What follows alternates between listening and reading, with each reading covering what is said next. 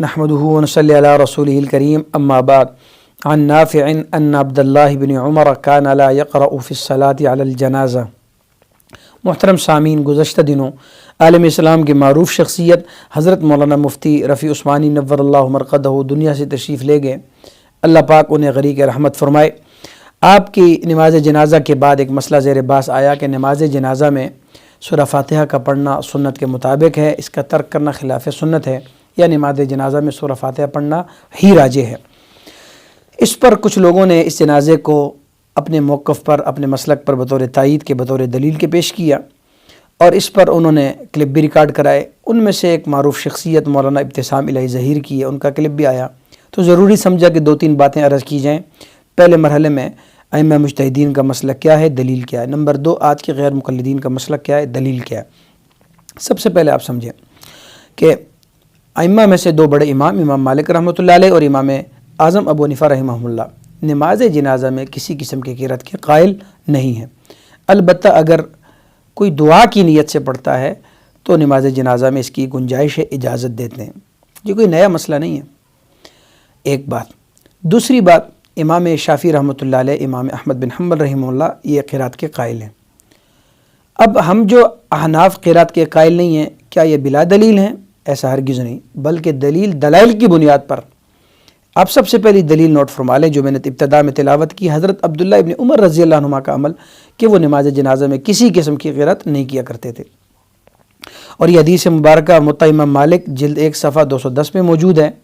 اسی طریقے سے مصنف ابن ابی شیبہ جلد 7 صفحہ 258 پر یہ حدیث مبارکہ موجود ہے۔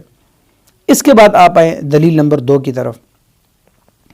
حضرت ابو ہریرہ رضی اللہ تعالیٰ عنہ سے پوچھا گیا کہ آپ کی نماز جنازہ میں کیا ترتیب ہے، کیا معمولات ہیں، تو آپ نے جو جوابات ارشاد فرمائے اس میں آپ نے پہلا جواب ارشاد فرمایا کہ نماز جنازہ میں سب سے پہلے اللہ کی تعریف بیان کرتا ہوں، اور نمبر 2 نبی علیہ الصلوۃ والسلام پر درود مبارکہ بھیجتا ہوں، پھر نمبر 3 دعائیہ کلمات آپ نے سارے بتا دیے۔ سورہ فاتحہ کا کہیں تذکرہ نہیں، آپ کا بھی معمول مبارکہ بغیر قرأت کے، بغیر سورہ فاتحہ کے نماز جنازہ کا۔ دلیل نمبر 3، اب دلیل نمبر 3 کی طرف آئیں۔ ایک نہیں، بے شمار اہل علم صحابہ کرام کا عمل۔ حضرت ابن وہب نقل فرماتے ہیں اہل علم کی بہت بڑی جماعت اور صحابہ کرام میں سے، جن میں حضرت عمر ابن خطاب رضی اللہ تعالیٰ عنہ، حضرت علی کرم اللہ وجہ، حضرت عبداللہ ابن مسعود رضی اللہ عنہ، اسی طریقے سے حضرت جابر رضی اللہ عنہ، اور تابعین کی ایک بہت بڑی جماعت جن میں حضرت سعید بن مسیب، حضرت عطا اور حضرت سالم بن عبداللہ، یہ حضرات نماز جنازہ میں قرأت کے قائل نہیں تھے۔ المدونۃ الکبریٰ جلد 1 صفحہ 251 پر حدیث مبارکہ موجود ہے۔ 3 دلائل آپ کی خدمت میں اختصار کے ساتھ، آگے دلائل اور بھی بہت سے ہیں۔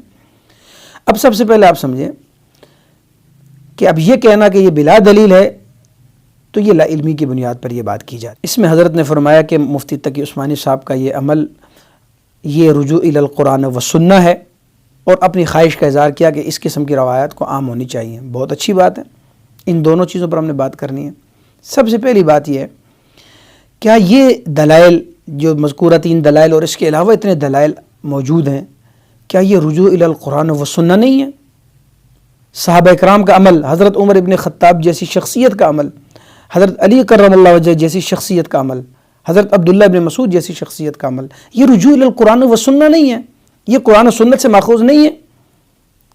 آپ کا اب یہ کہنا کہ یہ عمل سنت کے مطابق ہے اور یہ سنت کے مطابق نہیں ہے وغیرہ، لہٰذا ایسی باتیں نہ کریں۔ احادیث مبارکہ میں جب یہ چیزیں موجود ہیں، ثابت ہیں، تو پھر اس قسم کا نظریہ بیان کرنا یہ ٹھیک نہیں ہے۔ تو حضرت آپ اپنی خواہش پر کب عمل کریں گے؟ ہم آپ کو دعوت دیتے ہیں، آپ بھی رجوع الی القرآن و سنہ ریکارڈ کرائیں، آپ بھی کوئی رجوع الی القرآن و سنہ ریکارڈ کرائیں۔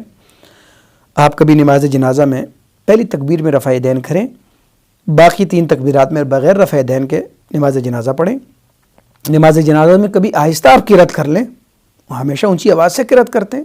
رجوع الی القرآن و سنہ کا ہمیں بھی معلوم، آپ رجوع الی القرآن و سنہ کے داعی ہیں۔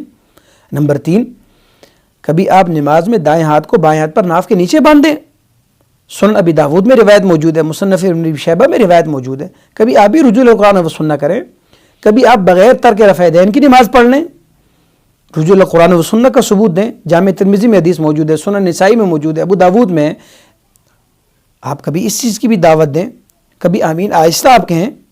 تو بہت سارے مسائل ایسے ہیں جس کی ہم آپ کو دعوت دے سکتے ہیں اور دعوت دیتے ہیں کہ رجوع قرآن و سنت کا کبھی آپ بھی ثبوت دیں حضرت. ایک بات. دوسری بات جو سب سے اہم یہ ہے، کیا ان سے آپ کے مسلک کی تائید ہوتی ہے؟ آپ کے مسلک کی، آپ کے موقف کی تائید پھر بھی ہرگز نہیں ہوتی، لہٰذا آپ کو خوش ہونے کی ضرورت قطعاً نہیں. اس کی وجہ یہ ہے کہ جو حضرت عبداللہ ابن عباس رضی اللہ عنہ کا عمل ہے اس میں آیا کہ آپ نے فرمایا کہ یہ سنت ہے. میں نے جو سورہ فاتحہ پڑھی یہ اس لیے پڑھی کہ یہ سنت ہے تمہیں معلوم ہو. تو اب دیکھیں صحابی رسول نے سنت کی طرف نسبت کی ہے، صحابی رسول نے اس کو فرض اور واجب قرار نہیں دیا، جبکہ آپ کے غیر مقلدین کا موقف کیا ہے نماز جنازہ کے بارے میں، سورہ فاتحہ کے بارے میں؟ آپ فرض اور وجوب کے قائل ہیں، آپ سنت کے قائل ہی نہیں ہیں. آپ کہتے ہیں سورہ فاتحہ جیسے آپ وہ عمومی قاعدہ بیان کرتے ہیں حدیث مبارکہ کا، لا صلاۃ لمن لم یقرأ بفاتحۃ الکتاب، اس کو آپ مقتدی پر بھی فٹ کرتے ہیں نماز میں، جبکہ وہ مقتدی کے لیے ہے نہیں، منفرد کے لیے فرائض نماز میں. اس کو آپ یہاں پر فٹ کرتے ہیں کہ نماز جنازہ بھی چونکہ نماز ہے لہٰذا سورہ فاتحہ کے بغیر نماز ہی نہیں ہوتی سرے سے، تو نماز جنازہ میں آپ سورہ فاتحہ کو لازم واجب قرار دیتے ہیں. تو سنت کے لفظ سے آپ کا وجوب کہاں سے ثابت ہوتا ہے اور آپ کی بلند آواز سے کہاں ثبوت ملتا ہے اس کا؟ لہٰذا آپ کا مسلک پھر بھی اس سے ثابت نہیں ہوتا. لہٰذا رجوع الی القرآن و سنہ کا عملی مظاہرہ آپ بھی کبھی پیش فرمائیں تاکہ ہمیں سمجھ میں آئے کہ واقعی آپ داعی اتحاد امت ہیں. اللہ رب العزت ہمیں عمل کرنے کی توفیق عطا فرمائے. وآخر دعوانا ان الحمد للہ رب العالمین.